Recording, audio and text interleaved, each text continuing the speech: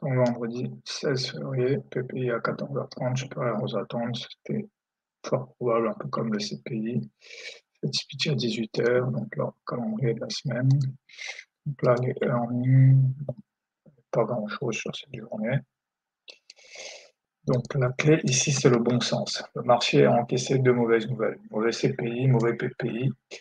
Pas de catalyse pour un breakout et les acheteurs ne semblent pas disposés à abandonner. Donc il y a confusion. S'il y a confusion, il y a un rank. Comment ça se traduit sur le plan technique? RBMI fait toujours support, même s'il y a déviation, les acheteurs sont là où je les attends. AJP, HHP et HHP font résistance, même s'il y a déviation, les vendeurs sont là où je les attends. La difficulté du range, c'est que ça demande du bon sens et un raisonnement par l'absurde. Si personne n'a de catalyste en sa faveur, alors les niveaux vont réagir comme prévu. Acheteur RBMI RB50, vendeur RGAJP. C'est ça qui est pas compliqué en fait. C'est le range, c'est comme il n'y a pas de catalyste, bah il va rien se passer, donc il va y avoir un range.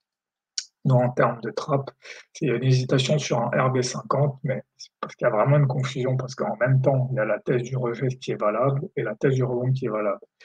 Mais c'est là où c'est important d'avoir un process, c'est que si je suis mon process, il n'y a pas de confusion. Parce que le process, c'est si j'ai un signal, j'exécute. Donc, en fait, qu'il y ait des signaux contradictoires, ça ne pose pas de problème. Si c'est un signal, j'exécute. Et quand j'ai une position à gérer, ouais, il faut que je gère sur mon téléphone. Parce qu'en fait, là, j'ai pris position, j'ai pas géré la position, ça finit en SL. J'aurais dû prendre mon téléphone pour gérer la position. En fait. Donc voilà, ici même la confusion, elle peut se voir dans ma grille en fait. J'ai énormément de grilles, donc là, effectivement, ça montre que même en termes de lecture du marché, c'est pas simple. Donc, voilà, on est ici et on est ici. Donc, voilà, est-ce que là, c'est un rebond et on va continuer sur, voilà, on va aller retester HR. Est-ce que la mauvaise nouvelle va entraîner une chute? Est-ce que là, ça va être un double top et on va repartir à la baisse? Donc, il y a vraiment beaucoup d'hypothèses. Donc, ici, à l'ouverture, ici, ça peut se vendre, mais c'est pas un setup, c'est du bon sens en fait. Il vient d'y avoir une mauvaise nouvelle. Dès qu'on rentre dans le fair value gap et en effet, ça se vend. Ici aussi, je pense qu'en temps réel, j'aurais eu tendance à vendre ce break. Mais c'est ce que j'ai pu dire avant, c'est que dans un bull market, les breaks de support, vaut mieux attendre un retest et une confirmation. Et donc, du coup, voilà, là, pareil, un peu comme là, c'est la barre de signal en fait. Dès qu'on casse le niveau HV, il y a une réaction opposée et ensuite il y a le bull flag en M5. C'est vraiment ça, vraiment que je commence à identifier clairement ce truc-là en fait. Dès que ça se passe, j'ai mes signaux en fait. Et là même en M5, je peux enchaîner ici en M5. À partir d'ici, hop, c'est là, mais dès que le M5 réagit de la même façon, je peux enchaîner ici. Donc ici, voilà. À partir d'ici, j'aurais dû acheter. Après, en temps réel, je ne sais pas si j'aurais fait parce que je pense que je me serais dit, est-ce que c'est pas juste un retest du R50? Mais il faut se rappeler qu'en bull market, bah, faut acheter. Donc voilà, peut-être qu'à partir d'ici, je vais commencer à acheter en disant, on va aller chercher AJP. C'est pas absurde. Voilà, on arrive ici. Voilà, on arrive sur AJP, HHP. Voilà. Même raisonnement. Dès qu'on teste AJP, HHP, il y a une réaction directement à l'opposé et on reclôture en dessous. Ici, pareil, je retrouve la même chose, le bear flag en M5, pareil. Mon signal est ici à partir de là, je peux commencer à vendre. Donc là, ici, donc ici je peux vendre. Voilà. Ici, je vends ici. Voilà, je vends ici, parce que je me dis là quand même j'ai enlevé RJP, HHP.